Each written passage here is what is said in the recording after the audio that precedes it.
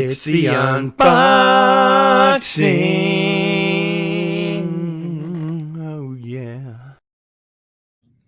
Greetings, followers. It is I, Cardinal Sin, and welcome to another episode of The Unboxing.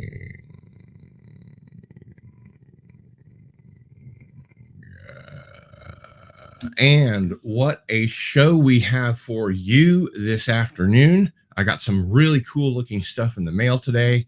So let's jump right in and see what it is. This one feels kind of booky wookie. We shall see. We shall see. And please, Russell Brand, do not come after me for using your trademark of your little bookie wook when I said this feels like it might be a little bookie wookie. Russell Brand is that kind of guy. He'll come after you. He'll be really excited and sort of talk like this, you know, but even when he's suing you, he'd be like, you can't take my bookie wook. That's mine. It was a horrible imitation. I apologize to Russell Brand and all members of the UK for that horrible imitation. All right. It looks to me like we have some really interesting stuff right off the bat here. This is a movie I've never seen, or if I did, I was too young to remember it. Actually, I have seen it. It's just been so long, I don't remember much. So this is the 45th anniversary Blu-ray edition of Jaws, and it's got one of those 3D covers there. I'm not sure if you can pick that up, but it's bloody cool, right? 4 times sharper than full HD. I'm going to take the 4K Ultra HD sticker off of it. I don't understand why all these companies don't realize, oh, we're probably going to put out a 4K Blu-ray of that, so we need to make this extra little, I don't know, whatever. All right, let's check it out. This is a beautiful edition. It has a little bookie wook that comes with it.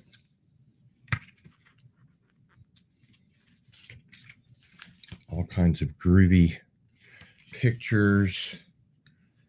Introduction by producer Richard D. Zanuck. It all started with a shark. And as you probably are aware, Steven Spielberg wanted to use a digital shark later because the original movie called for more shark. It's a shark movie, right? People want more shark.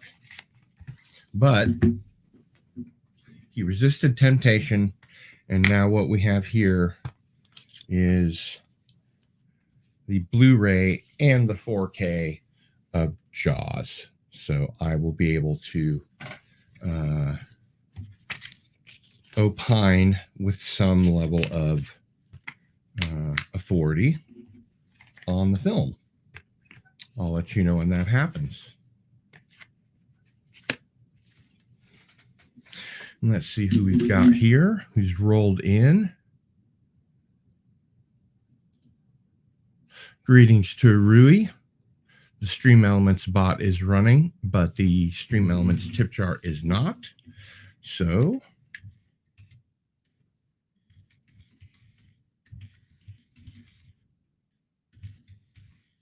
if you should wish to tip me, send me a buck or two or enough for a coffee or a pizza, you may do so here 100% securely. PayPal.me/GilBavel is my personal PayPal link.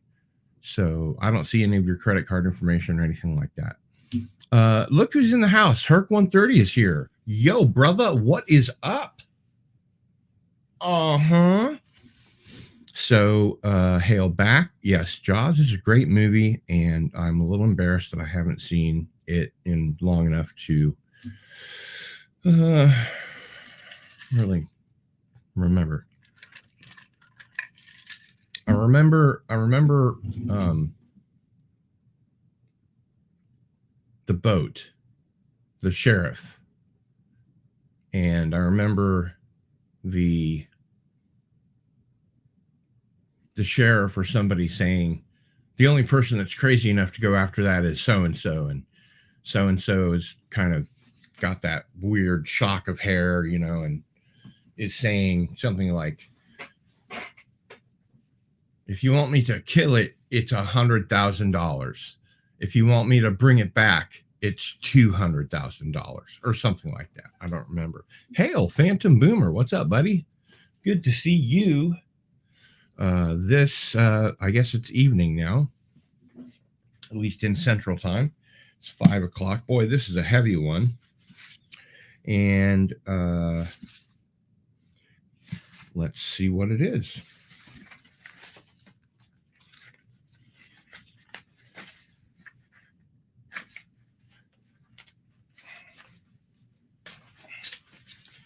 Jesus, penis. Well, I got half of it.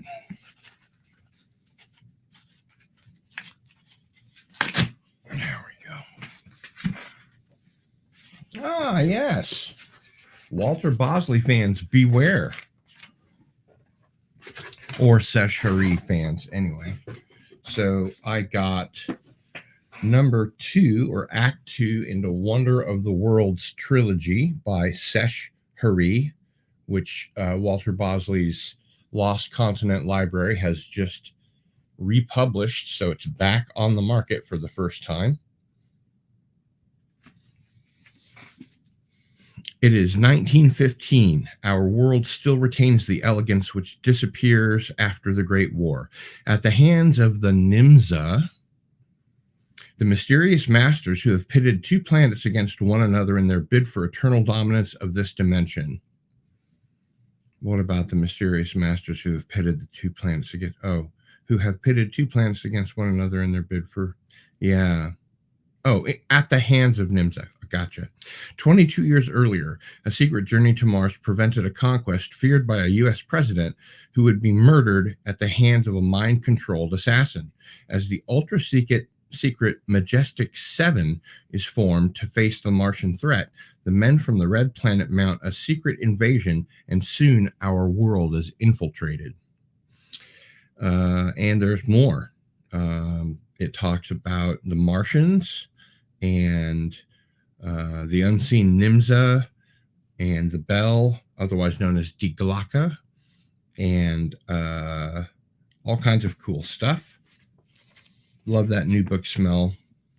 Gonna hork this down as fast as I can. I've got to get through another book first. But next is The Lost Pleiad, also by Sesh Hari. And this is the 3rd act of the trilogy, Wonder of the Worlds. And I'm very glad to have them. And you should get them too. You can go to lulu.com and search on Sesh Hari, S-E-S-H, Sesh, S-E-S-H, Hari, H-E-R-I, Sesh Hari. Hail, Mr. Andy Masterson. Wow, I gotta say, you were hilarious last night on Pop Culture Breakdown. That was superfluous. It was not superfluous. It was fantastic. It was great. I loved it. I laughed my ass off. That was hilarious. Hail Andy. Hail Andy Masterson. Absolutely. I only say that because it's easy to say Andy Masterson as Christopher Walken, because that's how I found my way into the imitation, with that sound, that like Christopher Walken might be walking around a supermarket and look at some, rotted grapefruits and go, Andy Masterson. So I'm not abusing you, my friend. It's just making an example. So you're very welcome. That was great stuff. You and Gary, man. That was so fun. All right. Next, this comes from my friends Jason and Sonny Brock. Jason, of course, appeared with Chris Gore and myself on our Logan's Run William F. Nolan Memorial live stream, which is the latest in Masters of the Genre. If you would like to see that, it's on the playlist as the most recent. So just go to Cardinal Sin, youtube.com/Cardinal Sin, and we will make that available for you.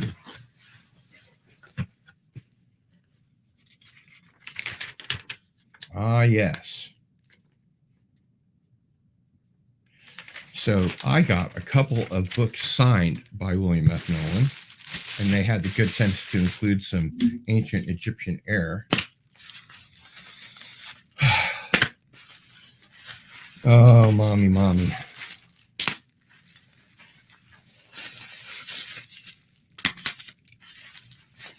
Every little bit. Did you know that in ancient Egypt, the oxygen content of the atmosphere was much higher than it is today? I'm going to save these for later. That'll be what I do on my personal time. So, yes, I went to their website and I bought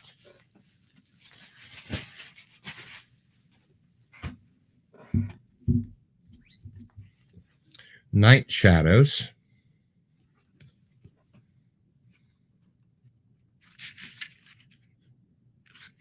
And it's signed. Oh, thank you, guys.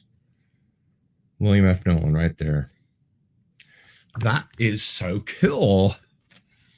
And, of course, William F. Nolan's biography, Writing as Life. And there you see him in a sports car back when he was hanging out with Charles Beaumont and friends. Author William F. Nolan has nearly 100 books to his credit, including the co-authored smash hit Logan's Run, now a collection of his essays, fiction, poetry, etc. is coming from Dark Regions Press. Writing as Life includes a brand new essay, The Secret of Writing, by the author, and collects many other rare writings. Not only does it have that new book smell, it's got that William F. Nolan autograph, which I will treasure. Thank you, guys. This is great.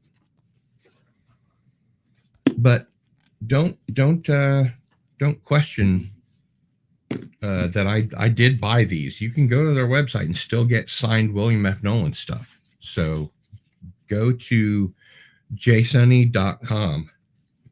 JASUNNI.com.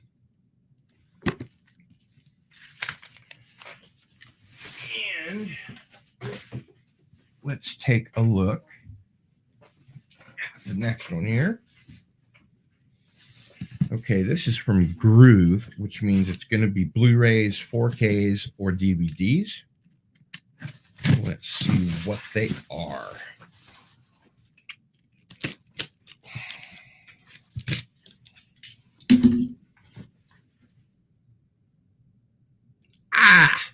Exactly. Andy Masterson. Look at those grapefruits. They're completely rotten. A. You don't have to say a lot as Christopher Walken, but it can't hurt. One more for later. Shipping Manifest.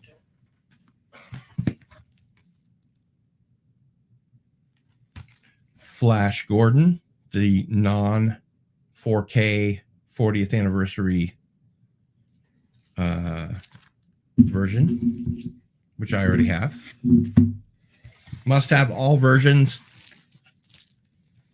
Monty Python's The Meaning of Life. Blu-ray exclusives, The Meaning of Monty Python, 30th Anniversary Edition, and this hilarious hour-long featurette. John Cleese, Michael Palin, Terry Jones, Eric Idle, and Terry Gilliam look back at the last movie they made together and reflect on the meaning of life, death, comedy, and recognition, and fish. And there's a sing-along version, which means presumably they're going to be making a musical out of it if they haven't already. I don't know. Guys, have they made a Broadway musical of The Meaning of Life yet? James Caserta's in the house. What's up? Samaritan was kind of yeah, the Walken family reunion. That was okay. It was pretty funny. Christopher Walken still says to this day that he doesn't understand why people imitate him that way. I don't talk like that, is what he said. Sorry, I had to shred my thistle. The great film with the George Clooney, The American. It's kind of a character study film, but I love it.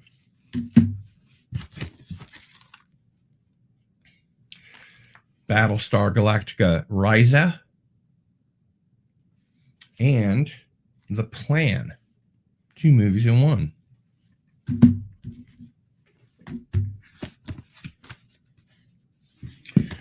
$4K Inglourious Bastards. I believe that's all I need to say there. Eastern Promises on Blu-ray, which is probably a 2K scan. In any case, it's 1080p HD, and I only had the DVD.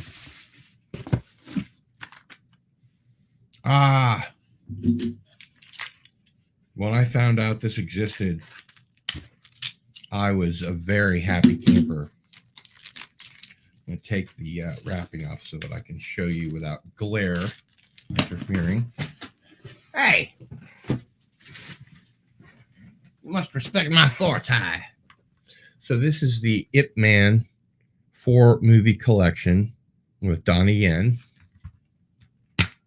And Ip Man, of course, was famously Bruce Lee's mentor before he left for the United States.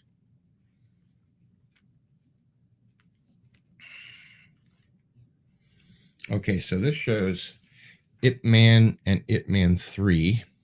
That's a little confusing. Maybe there are more. What do you know? What do you know? So yes, it does come with Ip Man 2 and Ip Man 4, which I wonder if I should put into a 4-disc box instead of just having these ride that center spindle that way, but I guess it's okay. Sign up using the promo code Kung Fu Movies. Receive 1 month free. HiYaoTV.com. $2.99 a month. Seems like a good deal. Ip Man 3. I have I think Ip Man and Ip Man 4, or Ip Man 2 and Ip Man 4. So this is a real prize. Complete collection. All that good stuff. All that man you could want. And these are great movies. Truly, truly great movies. Okay, let's see what else we got. Bloody microphone. Let's just fix that right now.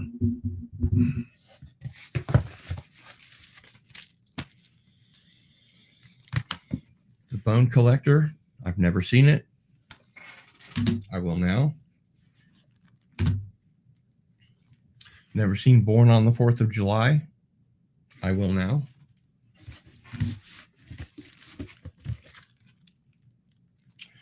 Kull the Conqueror was one of my favorite Robert E. Howard movies.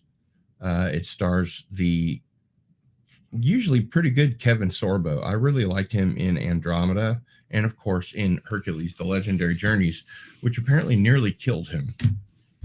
I'm not a big fan of his spouting off at the mouth, but, you know, who is? Meet Joe Black. Excellent film. Did not have it in my collection. You stop that microphone. Another excellent film that I'm glad made it onto HD is The Shadow with Baldwin. And End of Days, which I bought once and didn't play. So because it was $5, I bought another one. I've never seen it. It looks really cool. So yeah. So we've got that. But wait, there's more.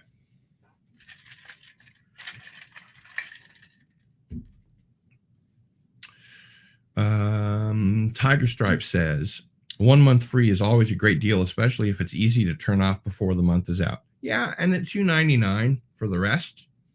You know, I might watch one Kung Fu movie a month. That's worth $3, right? Never seen The Bone Collector. Have seen Born on the 4th of July. Well, what is your review, Tiger Stripes? Tiger Stripes, says James Caserta. Hello. Kevin Sorbo is a good actor. As long as he's got good writing to work with. Yes, he's a good actor. He's done a lot of Christian low budget films that really are garbage. Oh, you've been waiting for that bloody microphone, huh? Yeah, well, bloody microphone. How's that?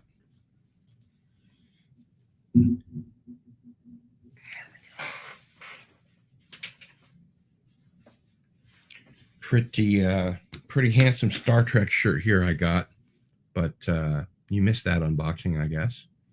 Andy Masterson says, I love Meet Joe Black. It's a good movie. Haven't even seen Meet Joe Black. I didn't much like End of Days, but there's a little story about that. Well, please do tell. We have a few more things to go through.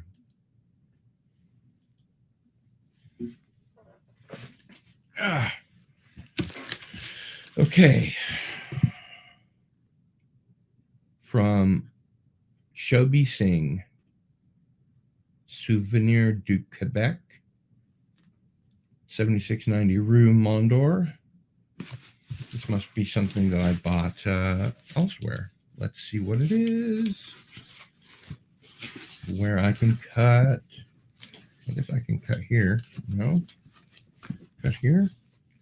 They want me to take off the bill of lading first.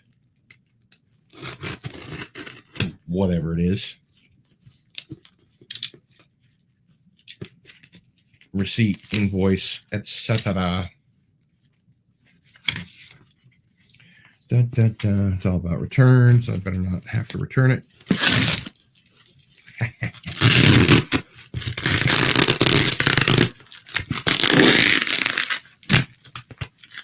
But Cardinal Sin, I hear you ask, why didn't you just cut that off?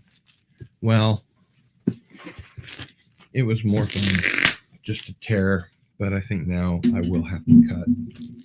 Cutting, tearing, it's what all those teeth that we still have were for back when we were pretty much just carnivores straight up. But based on current dentition, we have both cutting and tearing teeth for meat, and we have chewing teeth like molars for the rest. And of course, you guys know that I always say that there have been big jumps in technology as far as faux meat products are concerned, which as a vegan, I know I just lost 12 subscribers. As a vegan, I enjoy. I'd rather have my food taste good than not. And a lot of it is even more protein than meat. My hair grows really fast. My fingernails grow really fast. I eat a lot of tofu and fake meat, stuff like that. So we'll save that ancient Egyptian air for later. Boy, there's a lot of it.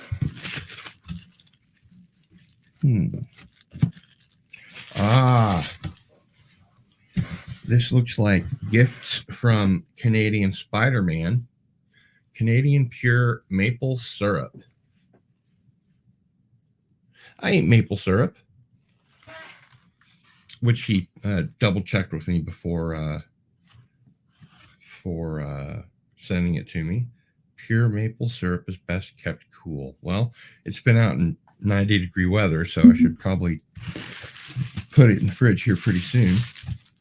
Thanks, Canadian Spider-Man. I appreciate that. Let's see what else we have here.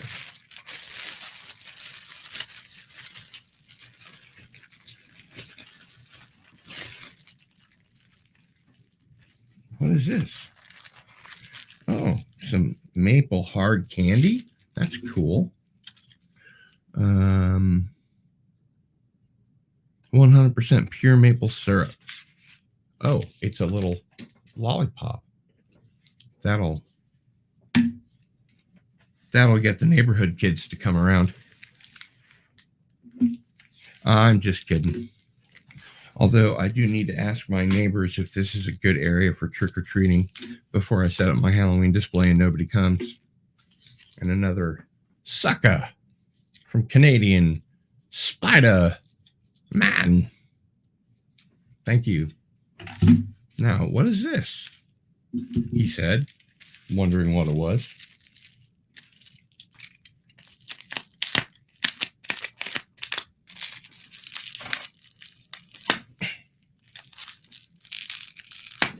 I might be opening the wrong end.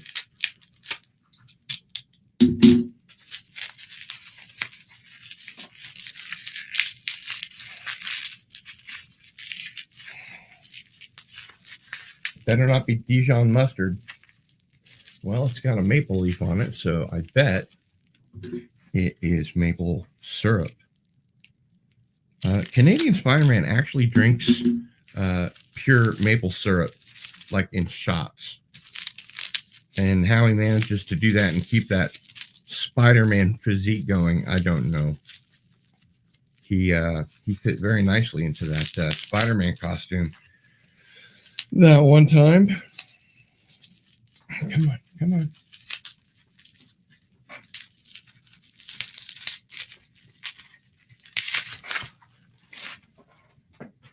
All right, so here we have maple butter made with pure maple syrup.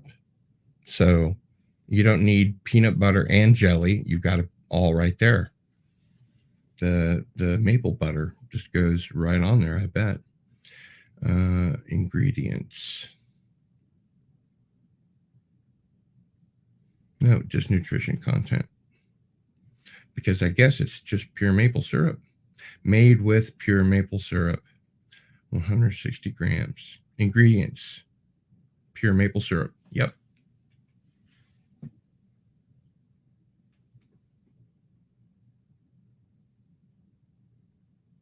Which is very nice.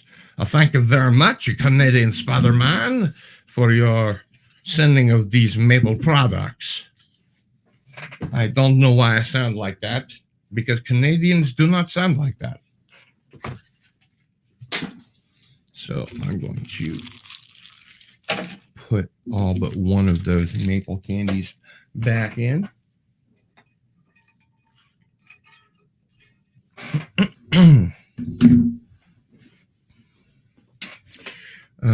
Let's see.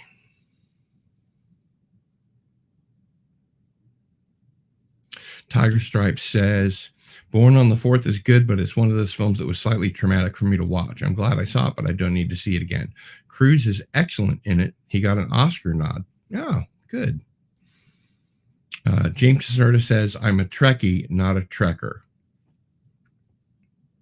So you mean you were only involved with Star Trek as a fad back when it first came out instead of being a lifelong Trek fan? Because that's the difference between a Trekkie and a Trekker. Herc130 says, Tiger Stripes, I am that way with Saving Private Ryan and Schindler's List. Excellent movies, only watched once. Actually, I have the 4K of Schindler's List, which I want to watch again. James Caserta announces, Crazy Carnivores. Tiger Stripes says, little story. It was my birthday, and I was with a then current beau and an ex-beau. Expo, I get it. We had two choices, End of Days or Sleepy Hollow. I wanted to see the latter, and they outvoted me. It was my birthday. Well, fuck those guys. Jesus Christ. Yes. And I'm a Trekker, not a Trekkie. Ha ha. Wait, what? Maple syrup? Let's see it again. In a tin? Very nice. I've only had it in plastic. Yeah, this looks like something you would find like an oil can to be in, but it is maple syrup. And if you read French, then there's the proof. Sirop d'érable. D'érable. D'herbe. I don't know. I have no idea. James Caserta says, yuck. Tiger Stripe says, maple candy is not for sharing. If you have to give it away, give it to me. Maple fudge, maybe? Yeah. Canadian Spider-Man is a good Canadian. Spider and a good man. Phantom Boomer says, chopping all that wood keeps you fit. No kidding, right? My goodness. Never seen maple butter before. No, I haven't either. Let's see the shirt. Okay.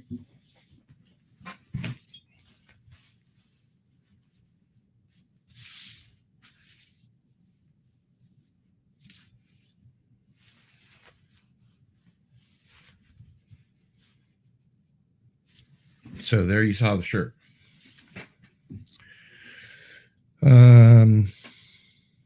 Yeah, you're a purist. So that means you are a Trekker for your whole life. I like Trek because I'm a science fiction fan. Phantom Boomer, not going to argue with you, but technically Star Trek is not science fiction. Tiger Stripes. Carlson, thank you. Maple in a tin. Enjoyable. Incroyable. I think Canadian Spider-Man was in Cirque du Soleil as a performer. I don't know if that is true, but it is a rumor I will start. Well, you heard it first here, ladies and gentle beings. Phantom Boomer says fudge should only be chocolate. I, of course, agree. When I first became a vegan, I didn't know that there were vegan options for desserts. So I just bought apples and fruit and completely lost my sweet tooth. And that was back when I was, exercising, running 2 miles every other day. And then on the off days, I would cross train, go to the gym, lift weights, all that kind of stuff. I lost 76 pounds in 5 months. That was a third of my body weight. I've regained almost all of it because now I'm a chronic pain patient. And I have to start swimming before I can start doing other stuff. Cool shirt, bro. Thanks. Nice. Going in the wrong direction. Phantom Boomer wants to know why Star Trek is not science fiction. I would concede that it's sci-fi, which is not the same thing. You just explained it. You took the words right out of my mouth. Hooray. Then I get all your maple fudge. Well, we'll see.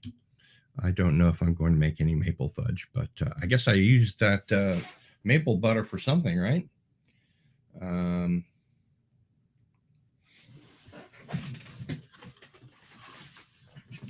I must consult the Canadian Spider-Man. I don't know what that accent is about what to use the Canadian maple butter with. I imagine he's just going to tell me, just put it on bread. But Perhaps there is a way to make a little fudge, which I can then send to Tiger Stripes, who will be very happy. It's an old Steve Martin accent. I don't know why I'm laying that on Canadians. I don't really think of Canadians as having any kind of accent until they say a boot or oot and a boot.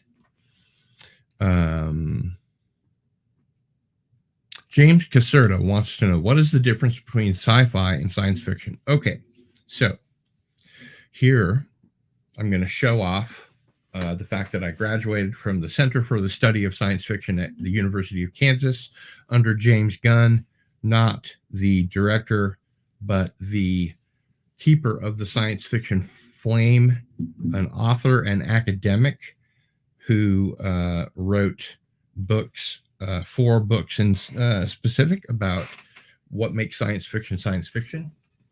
And this is what I was taught as a classically trained writer. In science fiction, you are given one sort of ask, I guess is the way Robert Meyer Burnett would say it, as a writer, and you don't have to explain that. Everything else has to be explained. In fantasy, it's taken as a given that whatever the author is laying out, you just take for granted. You suspend your own disbelief. Science fiction requires you to suspend the disbelief of the reader or the viewer or the listener, I suppose. But you only get one, like invention or something like that, whether it's a time travel device or whatever. So in Star Trek, I guess you could say, okay, we'll take for granted that the warp engines go faster than light because that was weird. Sorry about that. Because the dilithium crystals are controlling the reaction of the antimatter and the matter, but that's still not really an explanation. It's just sort of an in-world explanation. Then we've got the transporter, and that kind of blows everything out of the water. Hey, to Wild and the Crazy Guys. It is space opera, actually. You're right. Firefly is science fiction. Sound in space. Well, there is that, yeah. Or the lack thereof. When TOS came out, it was the best we had other than The Twilight Zone and The Outer Limits and earlier science fiction theater. Yeah, science fiction, especially on television, was just trying to find its footing around then. And I'm not sure how many proper science fiction writers got onto television. I think it was mostly a literary genre thing. But in the modern age, science fiction films at least should obey that same principle. Nothing wrong with fantasy. I like fantasy. I like horror. My main jam is science fiction. I'm a science fiction writer, and I'm a hard science fiction writer as opposed to a soft science fiction writer. And you can think of hard and soft science fiction as hard science fiction explains the science that is being told in the story, whereas soft science fiction kind of doesn't. So I'm very interested in science, and when I'm writing, I keep a search window open and a Word document open. It's not really a Word document, but just for ease of communication, we'll call it a Word document. And when I get to the point where I don't know what the science is that I'm talking about, I will read and put that in, not obviously plagiarizing anything, but just making sure that my science is sound. I double and triple check my science. If you would like to see an example of that,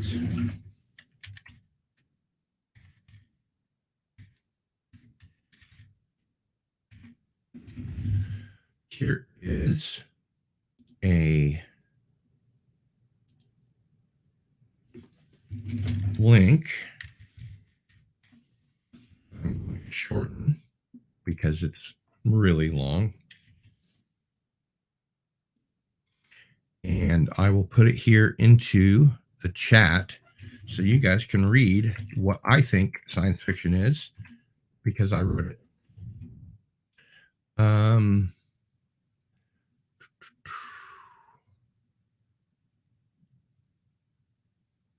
Yes, that indeterminate accent of Steve Martin's always cracks me up. Actually, I think it's Bulgarian.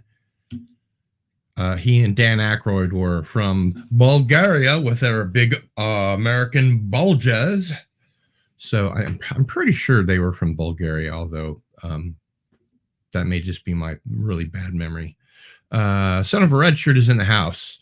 Cardinal said just on the way to the pool to get a little exercise in between treatments, and is in treatments and hopefully help with my pain. I saw you on and thought I would drop a hi and leave a like. Well, thank you, Son of a Red Shirt. That's very kind.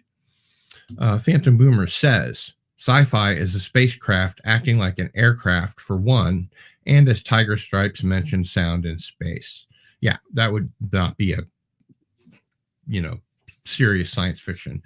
I guess you could call 2001 a little bit more, especially since it was based on Arthur C. Clarke, who said, here's the proper way to consume 2001: A Space Odyssey. Read the book, watch the movie, read the book, watch the movie, lather, rinse, repeat. I'm not sure if he said that last part, but Tiger Stripe says, Phantom Boomer, don't forget the Wild Wild West and Johnny Quest. Yes. And thank goodness for Johnny Quest, because without Johnny Quest, we would have no Venture Brothers. And Venture Brothers is one of my favorite cartoons. Autocorrect changes stuff at will. Yeah, I know. I hate that. What was that faster than light glitch? That the Enterprise can go faster than light because the dilithium crystals control the antimatter reaction in the chamber, and that allows it to go not only faster than light, but warp 1, I believe, is light speed, and warp 2 and all the warps above it are exponentially higher. So you're going 10 times as fast with each level of warp up to, I think, warp 10. They may have done warp 12 in one type of thing. Extrapolation is the job of a science fiction writer, correct? To look at today's society and say, I wonder where that's going, or what that's going to look like in 100 years, 500 years, etc., etc., etc. Got to dip, but hope you stick to enjoy another great show. Thank you, my brother. That's great. The Expanse does rock. You might be able to make out my Rocinante up there. No sound, no artificial gravity. Well, no, but you could have centripetal gravity. So that's why they rotate those stations. So you can have, like in All Mankind and 2001. So you can make it feel like 1G to the people that are aboard. But that does create a bigger target for rogue asteroids and micrometeoroids and things like that. The Martian would be a good example of hard science fiction. No, because the reason that the Matt Damon character gets stranded on Mars in Andy Weir's novel differs actually from the film, but essentially it's their energy production windmill or something falls over because there's a particularly violent dust storm. And although there are dust storms that seem to cover the entire planet of Mars. The pressure of the exosphere on Mars is 1/100th at sea level what it is on the Earth. Also, there's no magnetosphere on Mars. So if man is going to, humankind, I apologize, fucking SJWs. If humanity is going to colonize Mars, we're going to, one, have to figure out a way to create a magnetosphere to keep all that stuff like cosmic rays and solar rays off of our astronauts or idiot volunteers, depending on how you want to look at it. And two, we're going to have something better than inflatable HABs to get there. Like one of the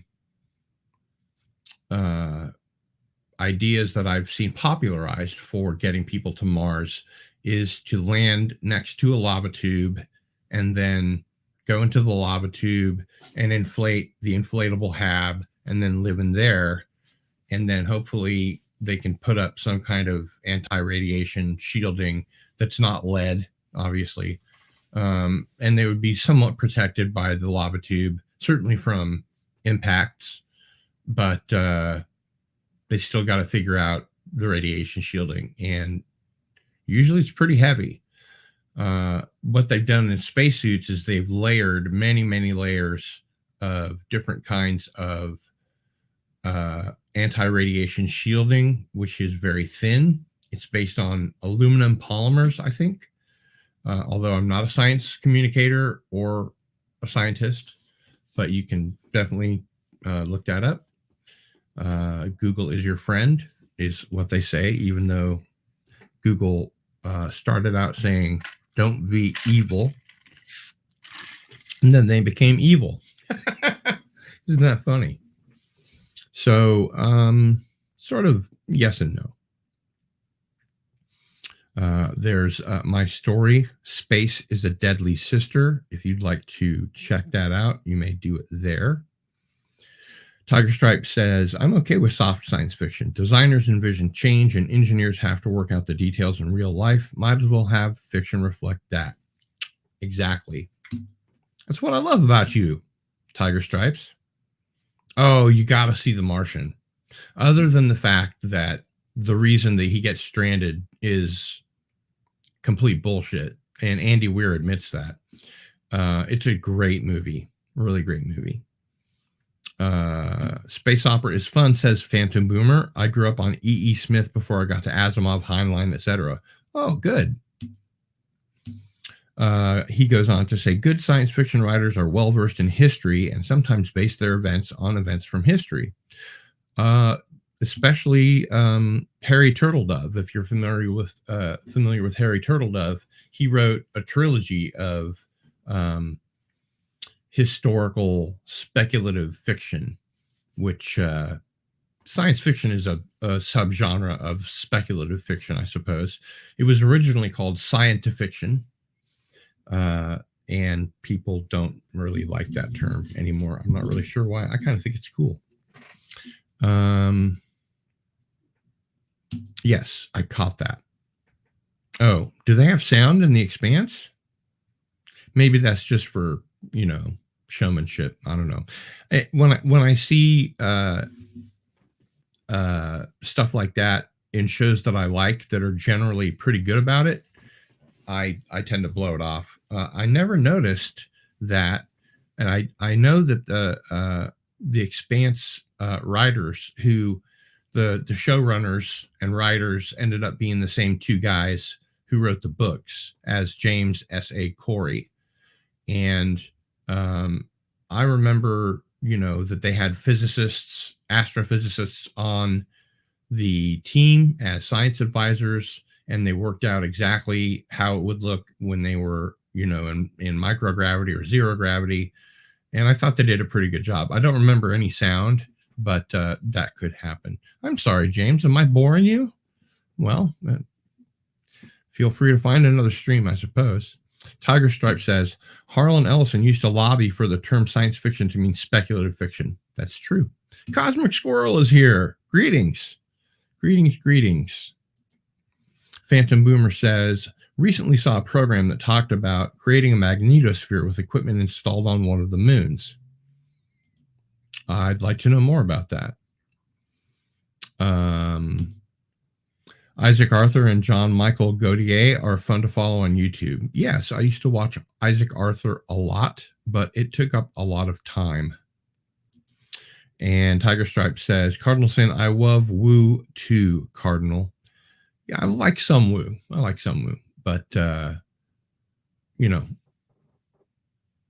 only the Woo that's kind of,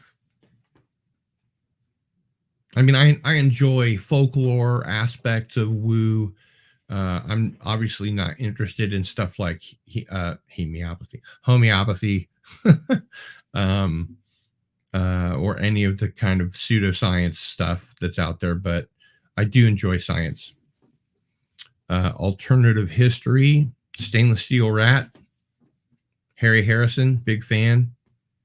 No sound in The Expanse that I can recall. Okay, sorry, I got confused by your previous comment. You said sound and gravity content was about The Expanse. Stainless Steel Rat Returns is probably my favorite. Anything by Cordwainer Smith or James Triptree Jr. Got lady after my own heart right there. So did GR. I'm guessing you mean George R. R. Martin that you're bored with? I don't know. Just not Cordwainer Bird. Actually, Cordwainer Bird was spelled. Let's see. Because Harlan Ellison was a big fan of Cordwainer Smith, and Bird was the name of some author that he really disliked.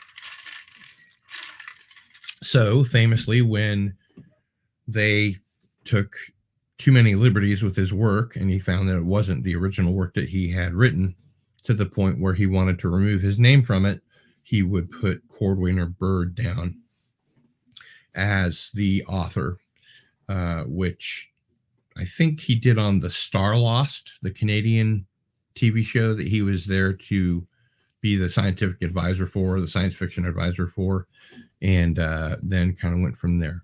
Hard science fiction can be boring. James Caserta, you are not wrong. It is the science fiction writer's job to make hard science fiction engaging, interesting, and fun to read. Please take a look at my story, Space is a Deadly Sister, for my example of that. I try to make the hard science interesting to learn, fun, and for the stuff that you probably already know about, funny.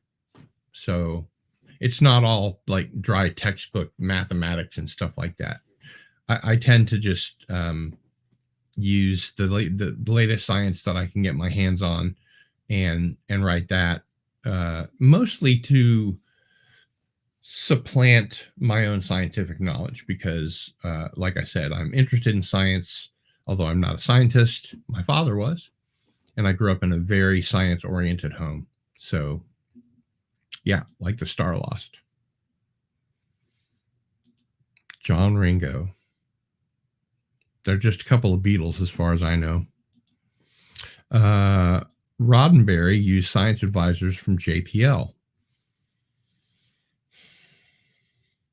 I know that Michael and Denise Okuda were science advisors, but I think that they were from NASA. Don't know. Phantom Boomer says, used to watch the Star Lost on a TV that we had hidden in my duty station at Edwards Air Force Base. Tiger Stripe says, Larry Niven would consult members of the LASFS. I'm going to guess that's the Los Angeles Science Fiction Writers Society, for his science reviews. Interesting story, Tiger Stripes. I was at Worldcon, which is the science fiction world convention, the World Science Fiction Convention in 2016 in Kansas City, which was called Mid-Americon 2 because the last Worldcon they'd had in Kansas City, I think, was in 1976. So I was a little too young to go. So Mid-America Con 2 was the 2016 Worldcon, which I attended. And because I was presenting a panel on my anthology, Clash of the Titles, which is still forthcoming. It's always forthcoming. It's never quite done. More on that later, if you ask. I ended up in the green room, which is where you can get a cup of coffee, you can get some breakfast, whatever. And Larry Niven was the only other person in the place. And I ended up sitting about 6 feet away from him at a different table because my initial thought was, oh, I've got so much I want to talk to him about.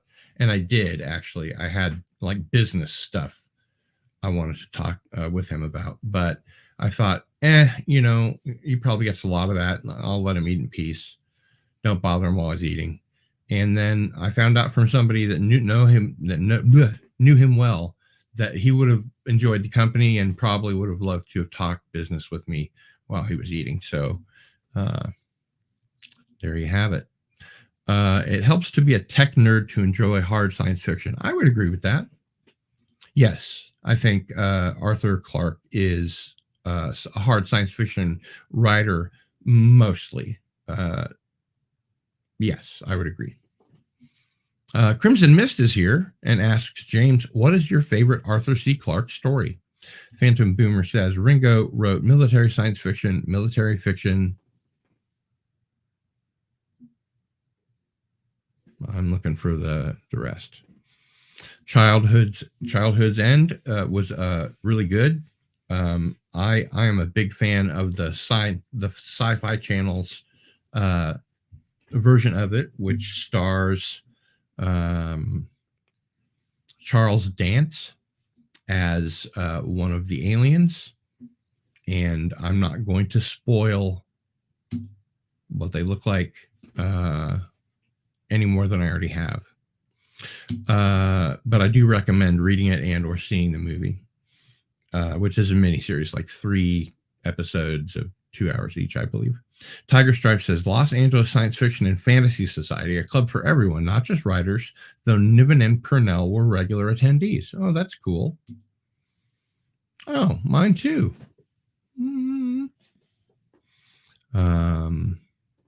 I liked Childhood's End, and I'm not much a fan of Clarke. Here's the thing with Arthur C. Clarke. As Stanton Friedman used to say, he used to call out the A, B, and C of science fiction writers about UFOs. And that would be Asimov, Ben Bova, and Arthur C. Clarke. Because, according to Friedman, they made pronouncements from on high about why UFOs couldn't possibly be here. Although I think all of them made caveats that there might have been aliens here in the ancient past. And if they could get here in the ancient past, I'm not really sure why they couldn't be here today. But he said that these 3 writers in particular wrote anti-UFO propaganda, basically, without really doing any of their homework. If you watch Into the Fringe, there's lots and lots of good stuff to back up UFOs as being a real thing. And of course, the American government has admitted that they're real, just they don't know what they are. So there you go. Well, we learn more about Herc 130 all the time. Phantom Boomer, I spent 4 years at Edwards as a flight test engineer. I know that place well. What does a flight test engineer do, Herc 130? Clarke is a powerful writer. Yes, indeed. Cardinal Sin. I had much the same experience with Pat Cadigan in Worldcon Lounge area. I couldn't bring myself to say hi. Pat Cadigan is a personal friend of mine. She's from Overland Park, which is, more or less spitting distance from Lawrence, like 30, 35 minutes maybe. And she's lived in London for a long time. She's a great cyberpunk writer, and she will be on Masters of the Genre soon. James Caserta says, I can't believe I missed that. Crimson Mist says, Childhood's End is kind of a polar opposite to the Odyssey books. I can see that.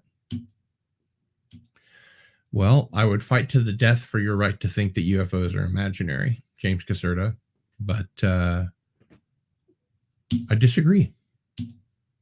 Phantom Boomer says, wait, what? Aliens look like Charles Dance? Do they speak with an English accent like the ancient Romans did? Exactly. And why not? Maybe they're listening to our broadcasts from the BBC. Who knows?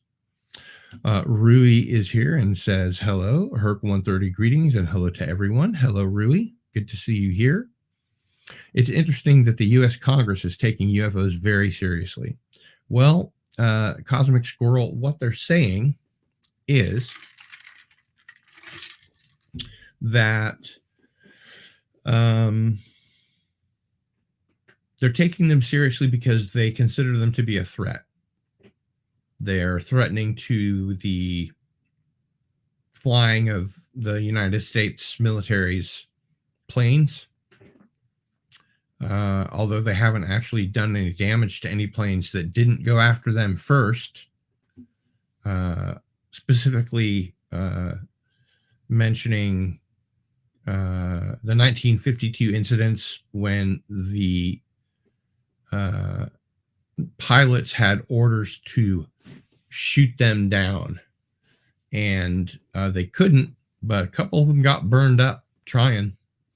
And of course, Captain Mantell was going after one and was called back and decided to press on and went to a really high level, and then he had either an oxygen deprivation blackout and or ran into a mountain. So it could be a real threat, but generally they seem to be friendly enough if you don't fuck with them. Tiger Stripe says, and Larry Niven is a personal friend of mine. So if you and me and Pat and Larry are all together some fine day, then we can introduce each other. I'm going to take you up on that, Tiger Stripes. I do need to get in touch with Larry Niven.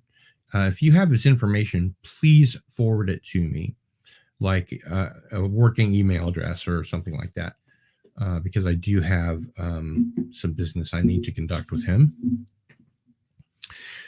James Caserta says, I also think I am imaginary. Well, that helps. Hey, Gap After Dark, how are you doing?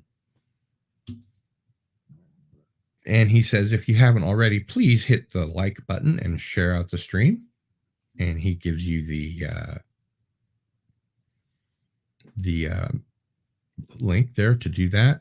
Crimson Mist says, okay, gotta go. See you, Crimson Mist. Thanks for hanging out. Herc 130 says, they hang a new antenna or drop tank or bomb, and we test how it affects the aircraft. Increased stall speed, high-speed vibrations, interference with other equipment or aircraft structure, etc. Hey, Herc 130. Hello, Crimson Mist. Hello, Gap.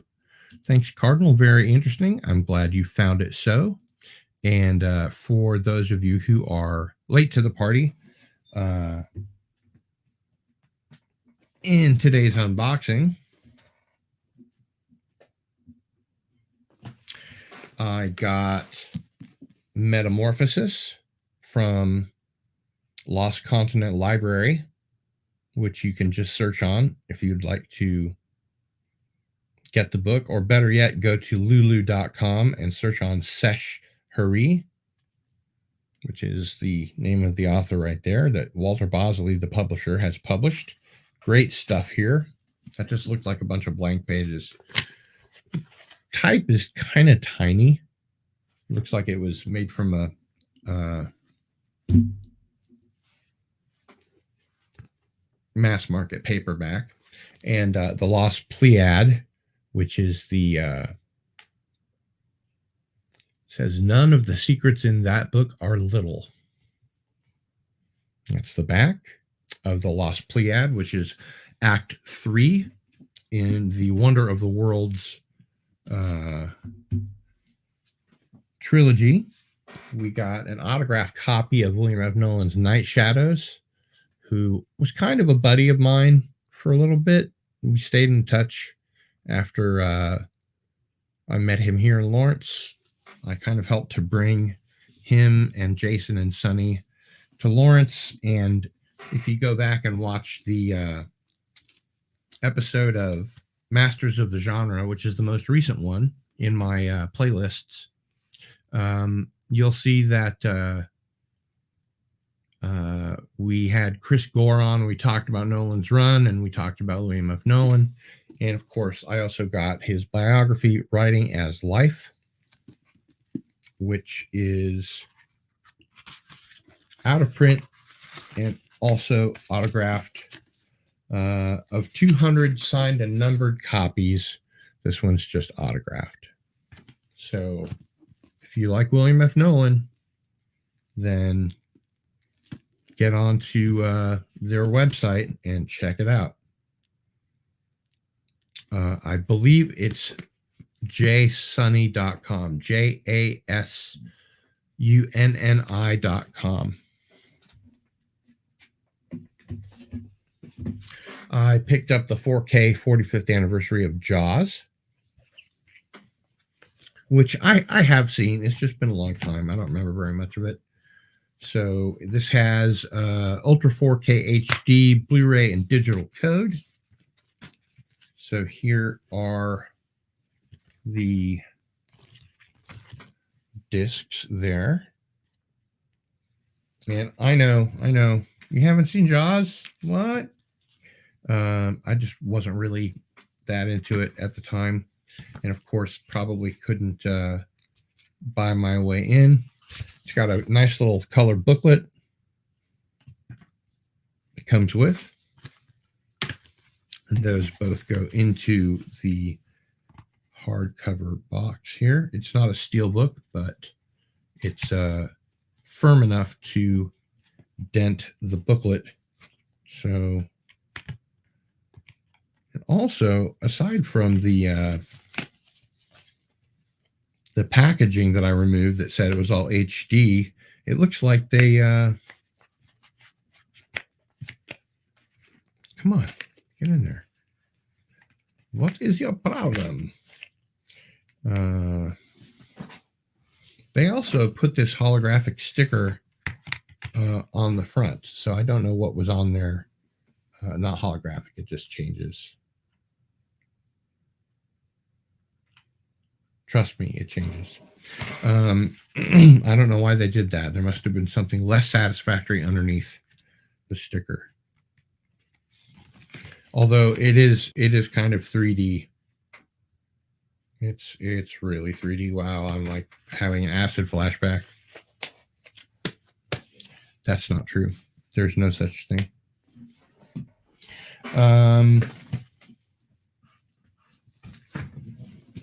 I picked up End of Days, which I've never seen, and the last time I bought didn't function.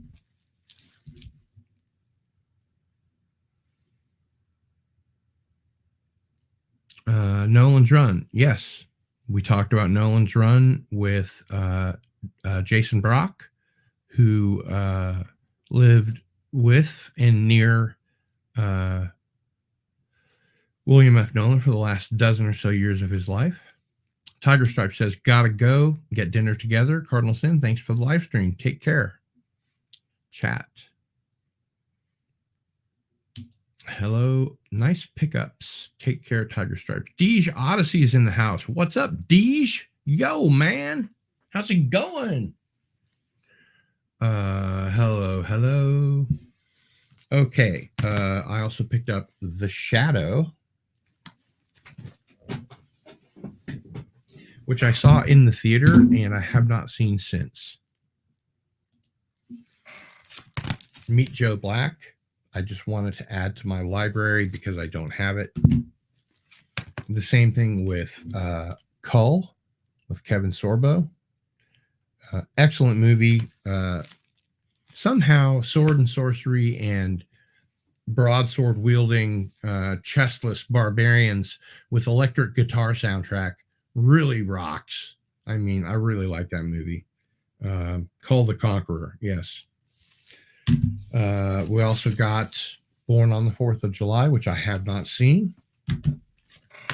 The Bone Collector, which I have not seen. And the 4-movie collection of Ip Man, which I have all of those movies, or I've seen all those movies rather, but don't have that collection. And we got ourselves Eastern Promises, which is a great film. Inglourious Bastards in 4K. And I bet there's some special features in here. Let's actually unbox the thing, huh? I don't unbox a lot of DVDs just because it takes so long. And there's very little bang for your buck. But in this case, we might find that it is. So come on.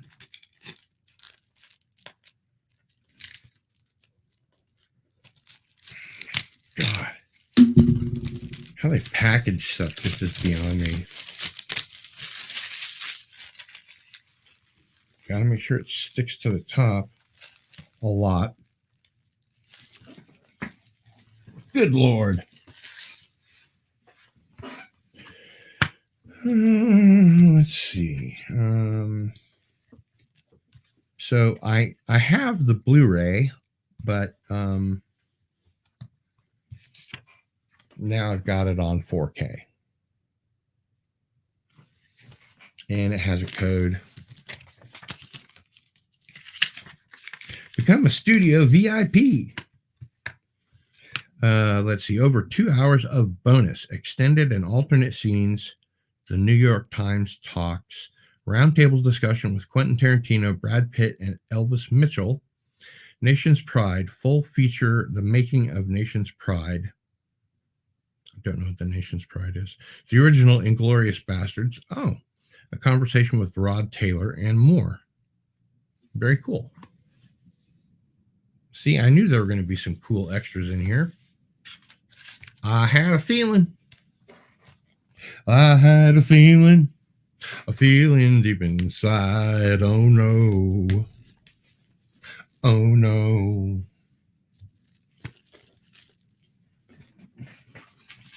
And of course, I got some special gifts from Canadian Spider-Man. But before we get there, I also picked up The American with George Clooney and Monty Python and the Meaning of Life with at least an hour of extras with the Pythons.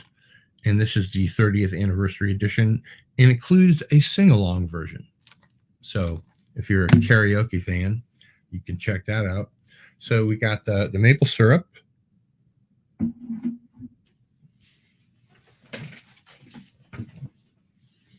He sent me some maple butter, which Tiger Stripes, I think, thinks I should make brownies with.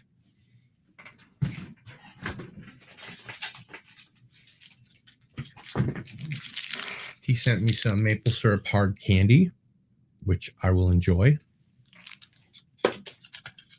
And a couple of maple syrup lollipops. So he is going to basically ask me to rot the rest of my teeth out. But thank you. It's so very nice. There we go. There's a French accent.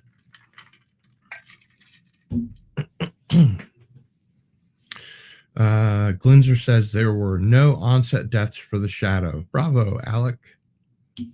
Deej says, I'm preparing to be extremely stupid again this week. I'm not sure what that means. Hey, Glinzer. Share out Cardinal Sin's channel, and it's just youtube.com/Cardinal Sin. No C necessary. There you go. 4K is okay. Yeah, I like 4K. 4K is really made me think about having a physical media collection, what I want in my physical media collection, how I go about, securing physical media, because, one day they're going to turn off the internet. It's just a matter of when, not if. And at that point, if I have a generator, then I can watch all these movies. And if you don't have a physical media library and all you do is watch streaming, you're going to be out of luck. Because at some point, the United States, who created the internet, the government of the United States, it was actually an early DARPA program. It was so early, it was back when they were called ARPA.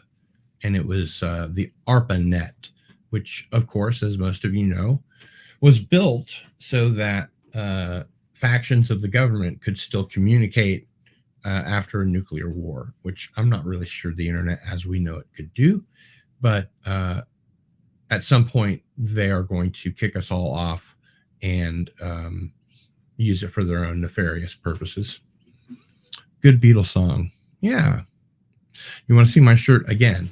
Okay.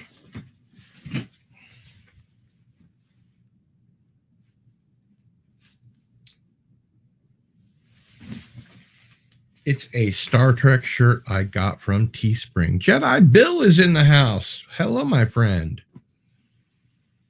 Oh, another 48-hour live stream. Yeah. Well, let me know. I'll see if I can hop in for a while anyway. And now that Bill is here, he will announce another 50-hour live stream. Gentlemen, please just work together, Go from one channel to the other, plan it out. You can't go longer than, what is it? 9 hours and 55 minutes, I think. It's been a long time since I did a really long one. Maybe it's 8 hours and 55 seconds. So plan to have one on Deja's channel and one on Jedi Bill's channel, and then just switch and go back, as you cross that threshold. That way you'll be able to download those live streams, and you'll be able to put them wherever you put your live streams after people have had a chance to check them out. Because if you leave long live streams up, as many of you know, the algorithm will count it against you. So that's why a lot of people have backup channels, second channels, so that the live streams can go live there. Battle of the longest stream. In a world where the only possibility was the longest live stream known to man. Get some Tarot Phantom Boomer. They will take it to the nest and kill them all.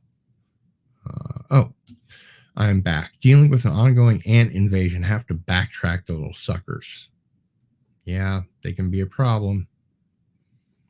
Streaming contest. I think it should be a cooperative contest. I mean, don't make it about, who can go the longest without sleep, because I'll win.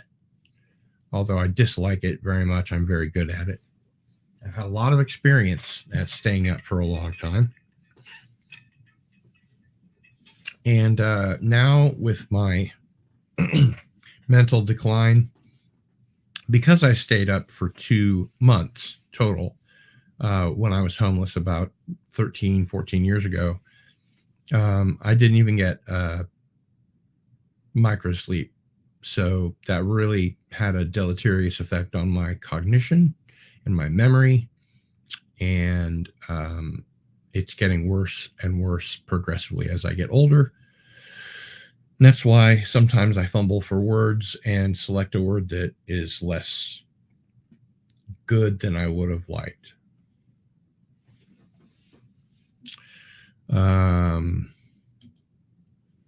Phantom Boomer says, Deej Odyssey, using it, those suckers keep finding alternate routes. Yeah, well, that's what they do. They're ants, man. I just started a new stream every 11 hours, and I never worry about said algorithm. I'm never getting 1K subs. I don't think that's true. You'd be surprised. I was getting ready to celebrate my 800 subscriber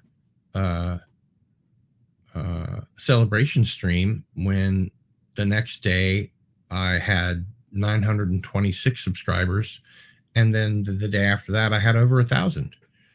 Yes, I had Mike Barra and Gary Ambrosia and Doomcock on my channel talking about Mike Barra's book Dark Mission, and they're all coming back, by the way, to Into the Fringe to talk about Mike Barra's books about Mars. He has 2, and they are called 1 and 2. But that brought a lot of people in, and it really helped. So get the right guests, Deej, and do stuff that people will come and subscribe about. It's all about your tags and what you call your stream. Unfortunately, these days, even just honest YouTubers like myself sometimes have to use kind of clickbaity headlines to get people to show up, especially to subscribe, because after a while it's an echo chamber, and I want people of all stripes, flavors, and colors to come to my little channel. And I think that's good advice for anyone that wants to get to 1,000 subscribers. Mr. MH is here. Hope you are well, mate. Your prize is on its way. I was supposed to tell you that. So congratulations again. Jedi Bill says they can't kick us off. I pay for my internet a whole lot of money. Yes, but if the government doesn't let your ISP get access to the internet, that you're fucked. So get your physical media while there's still time. And also, I would recommend getting a region-free Blu-ray player that plays HD while they're available, because my understanding is they're not going to be available for very long. Although they're even not very expensive right now. Phantom Boomer says, I find it hard to get motivated to even get my first upload done. We can talk about that if you want, Phantom Boomer. Just hit me up on Twitter, and we can talk about that. NB Geeks Let's Talk is in the house. Hey Sin. Hey NB Geeks. Deej Odyssey says, the right guests are smart and avoid me. LOL. Honestly, I'm not worried about it. This is for fun. Well, of course, that's how we all feel about it. Although getting 1,000 subscribers wouldn't be a bad thing, right? So there are ways to do it and ways to not do it. Right now, I have to take all of my show intros and somehow rework them, because Hawk, HAAWK, for a third party, which is an illegitimate group, continually sends me copyright notices for my introductions, which I worked very hard on and have a license for the music. But the algorithm doesn't know that. So every week they claim the music. Every week I appeal and I put in the license, and then 2 days later they removed the claim or the notice. But the algorithm doesn't get that. So I have to figure out a way to generate new intros, or I have to get a lawyer to send them a cease and desist order, which could endanger my channel, but I don't think it will because I don't have what YouTube is calling repetitive content, which is part of their community guidelines that you not do that. Community guidelines means our fucking rules, not community guidelines. Community guidelines means this is sort of how we want you to do things, but it's actually like you're done if you don't follow their community guidelines. James Caserta says Tiger Stripes wants to have dinner with you. Okay, we can do that. Random Mother is here and says cheers, Random Mother. Thanks for being here. You are most welcome. NB Geeks Let's Talk says, one nice thing, having THC again, I can finally eat breakfast and lunch without feeling like I'm going to vomit. Damn meds. Boy, do I hear you there.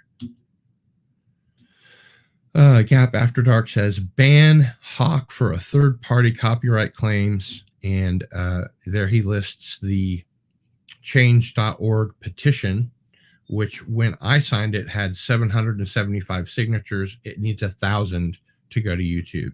So please go there or just search on Hawk for a third party. And the first thing that will come up is the change.org petition, because they have built YouTube content creators out of millions of dollars by claiming stuff they have no reason to claim.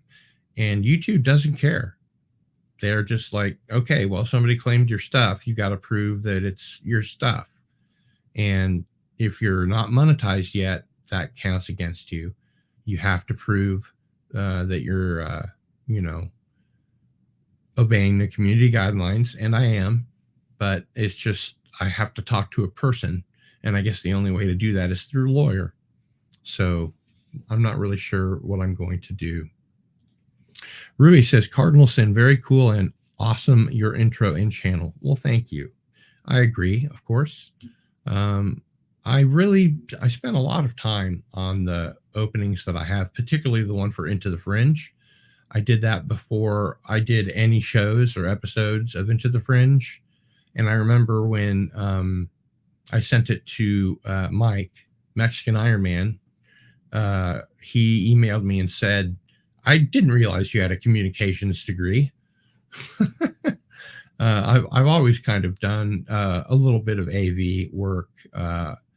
I wrote, directed, and voiced over a commercial for a local restaurant of Ethiopian food. I wrote and voiced over, and I suppose directed some commercials on the radio for a record store that I worked at.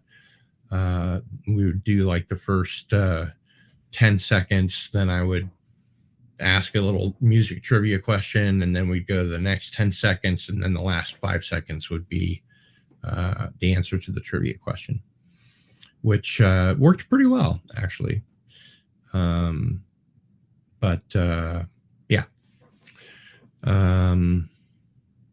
We have to get rid of Hawk for a third party. These assholes are just fucking up YouTube for a lot of people, especially me.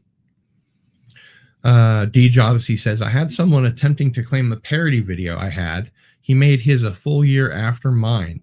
Still kept claiming it. So I threatened a lawsuit with them and they finally backed off. Stupid comedians. Huh.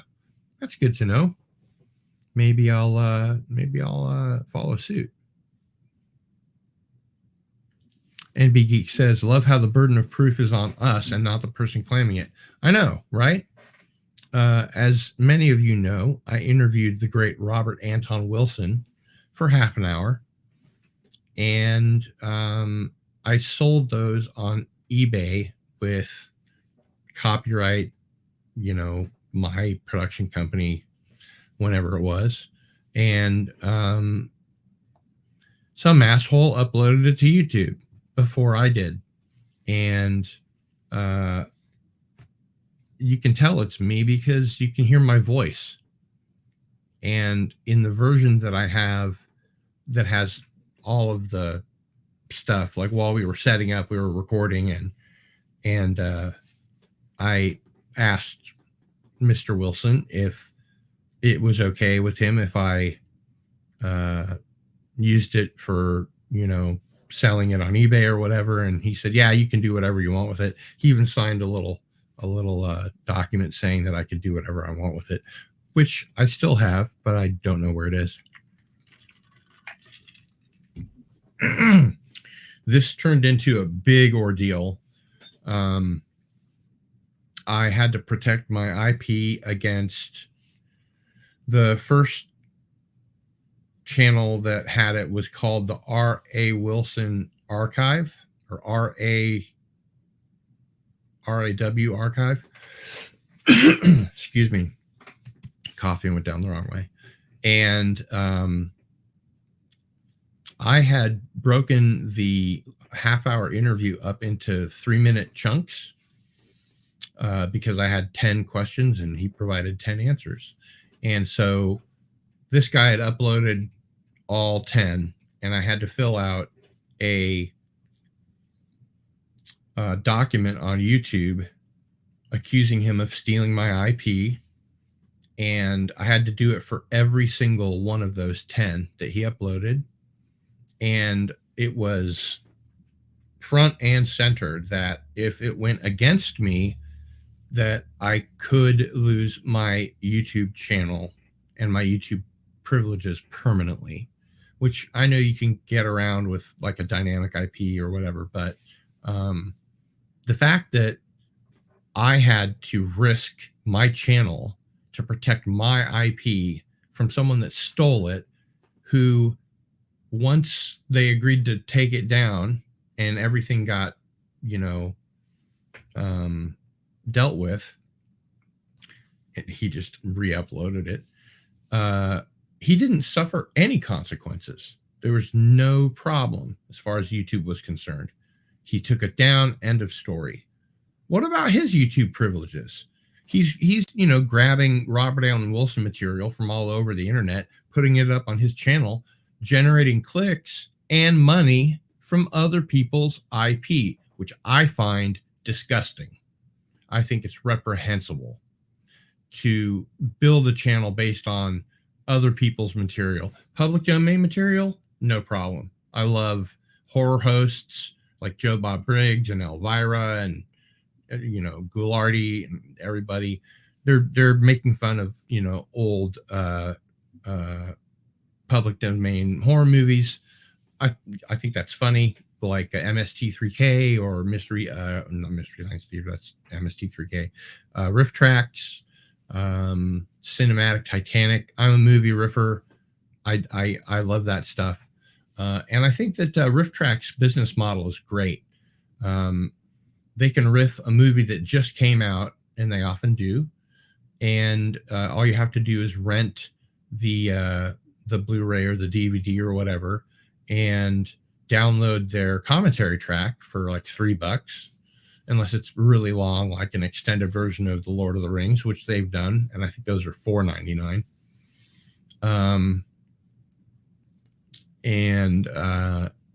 I just, that's fine.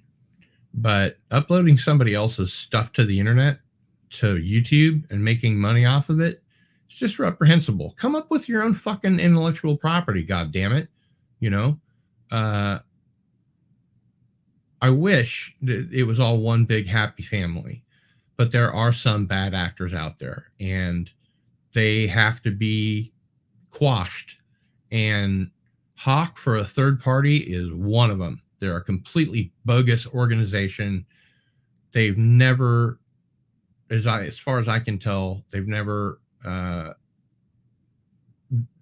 dropped a single video. All they do is threaten YouTubers with content notices, and they claim it, and so they make money on it when advertisers put ads on those videos. And the same thing happens to me.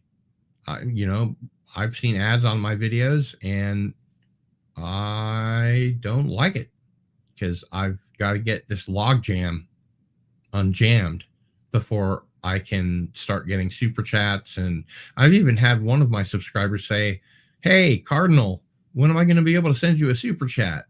Which is why I always put the link to my tip jar at the beginning of my stream,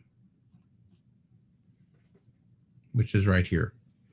PayPal.me/CardinalSin. If you would like, for any reason, to send me a tip, buy me a pizza or a coffee or whatever, you may do so at PayPal.me/GilBavel. I don't see any of your credit card information. It's 100% secure, and it goes straight to me 100% of the time. So there you have it.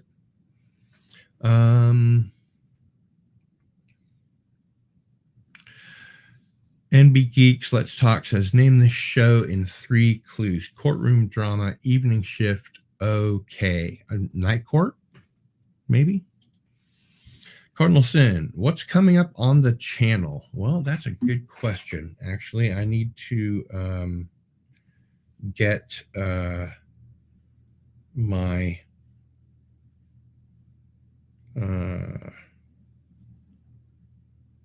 come on.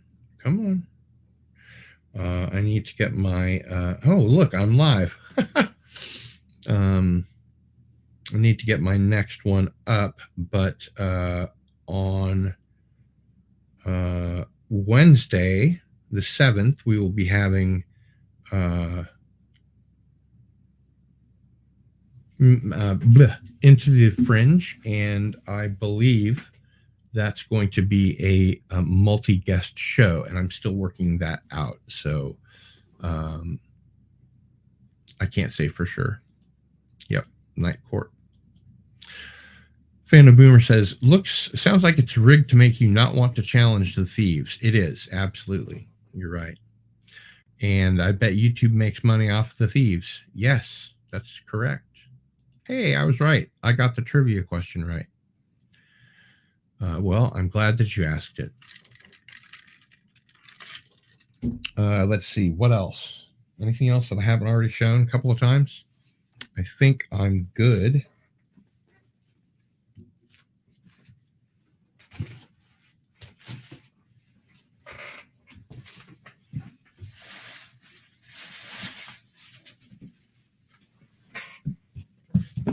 Put the books in here.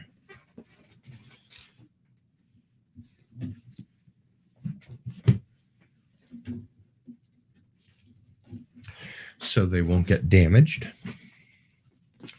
And unless there are any other questions, comments, etc., I believe I will end this unboxing, which is at 1 hour and 38 minutes and 28 seconds.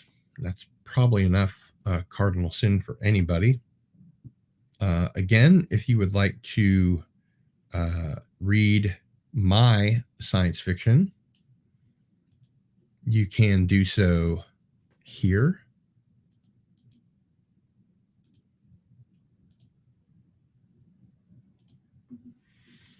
And that story is called Space is a Deadly Sister, and is about as hard science fiction as I write, but it's also funny, sexy, and dramatic. I can't say too much more without spoiling it. Herc130 says, great show. Thank you. Phantom Boomer says, chat out. All right, good enough for me. Thanks for being here, and enjoy your week. And we will see you later.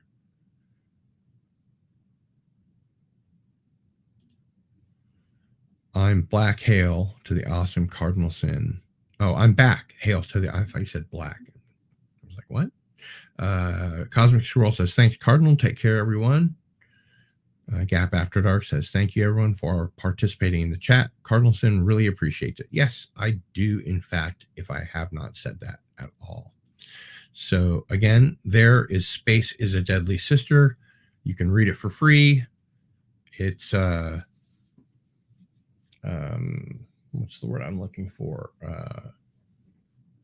Serialized, because it was in the freezing of fantasy and science fiction over the course of several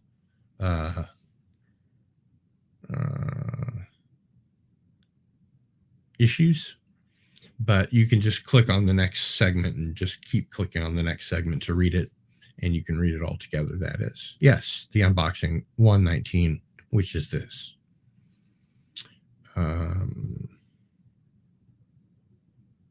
Have a great day, everybody. It's Cardinal Sin.